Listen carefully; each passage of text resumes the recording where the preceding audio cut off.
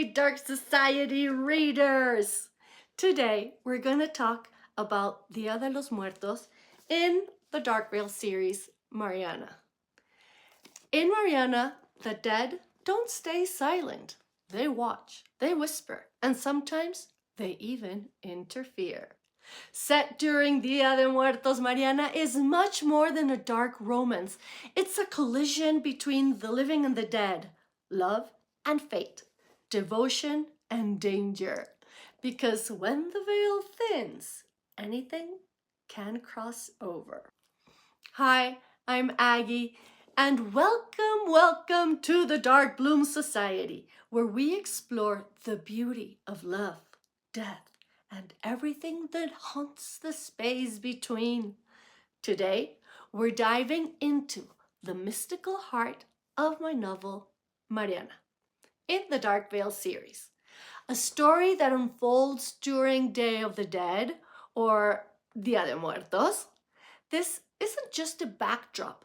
The entire story breathes the spirit of this Mexican tradition, where the line between the living and the departed blurs, and every heartbeat feels like an echo from the other side. For many, Dia de Muertos is a celebration. It's bright colors, marigolds, sugar skulls, but underneath the beauty lies something deeper: connection.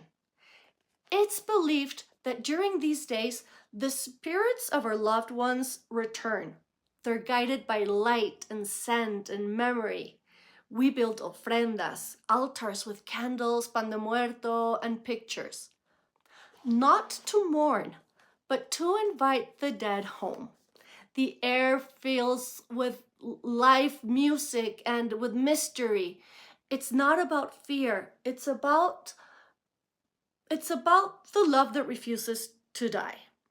Now, in Mariana, one of my favorite elements is the Alebrijes, Mexico's fantastical spirit animals. They take a symbolic role. In Mexican folklore, Alebrijes are spiritual guardians, creatures that bridge the worlds. They're fierce and colorful and deeply personal. Alebrijes are meant to protect the souls of the dead during their journey. They also mirror our inner nature, like how Aztecs believed each person had an animal counterpart tied to their destiny. A jaguar meant power, an owl meant wisdom, a dog loyalty. In Mariana, that symbolism runs deep. Every character carries their own kind of guardian, not always literal but emotional.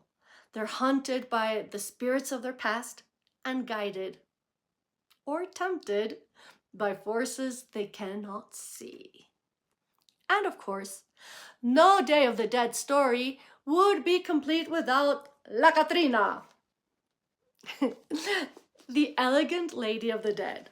But her roots go beyond the painted skulls and flowers and crowns we see today. Before La Catrina, there was Mictecacihuatl, the Aztec goddess of dead, queen of the underworld, guardian of the bones, and keeper of the souls.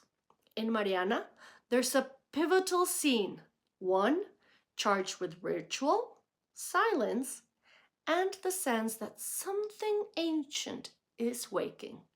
It's a nod to that goddess, to the power she represents, and the reverence death once held. I'm going to read a little bit from Mariana in that scene. There was a shot of electricity that went through my body as soon as his warm hands held mine. It was warm and held me tightly, securely, even possessively. That possession sent ripples across my body. We had been waiting in the circle for a while, and nothing. I felt time tick and began to feel restless. Mateo was rubbing his hands anxiously against the cloak, also impatiently waiting. The music stopped and everyone became silent. All at once, a gush of cold wind floated around us, and the lights dimmed. Great production, I thought to myself. The temperature lowered as a tall, slender figure appeared. Guests bowed their heads as she came closer, until she stood in the center of the circle. A tall, fleshless woman with a skirt representing serpents appeared, wearing a green, heavy, feathered plume on her head. I recognized her gaping, skeletal jaw. She was the Aztec goddess of the underworld.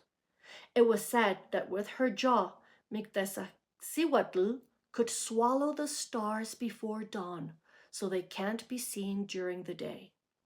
She stood there, the Lady of the Dead. It is believed that she watched over the bones of the dead in the underworld.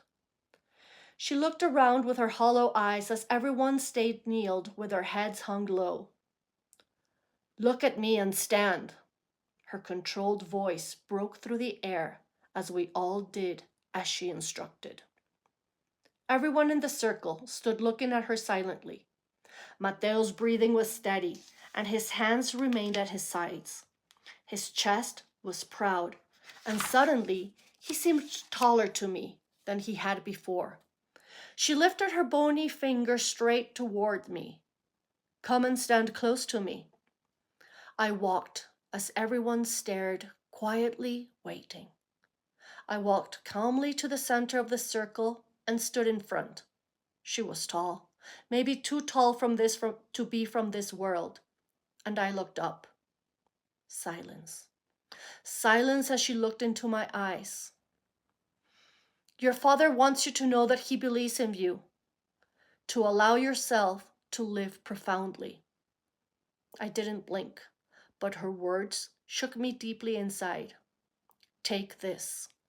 She was holding a sugar skull I hadn't seen before, and extended hand.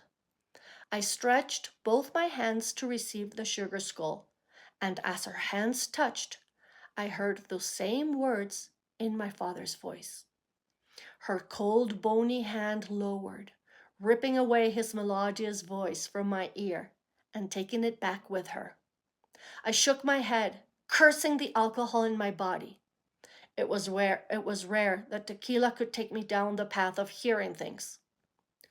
"You must both go now," she said, looking at Mateo. So, this is the moment the supernatural collides with reality, when Mariana begins to realize that not all ghosts wear masks. One of the things that I loved about setting this story during Dia de Muertos is that it amplifies everything in the novel. The danger feels closer, the passion feels haunted, and love itself becomes this force that can outlive even death. The entire book exists in that thin space between the past and the present, sin and redemption, life and afterlife. Because when the veil lifts, secrets rise with it. So if you love stories where romance meets mythology, danger meets beauty, and love crosses even the boundary of death, then Mariana is the book for you. Join me inside the Dark Bloom Society, where we explore stories that celebrate the darkness in love and the light in death. So don't forget, subscribe to my channel, subscribe to my newsletters, and in the comments, why don't you let me know which Alebrije you think is your spirit guide. Until the next one, with love and velvety shadows, your friend, Aggie. Ya no me extraña tus trampas de mujer.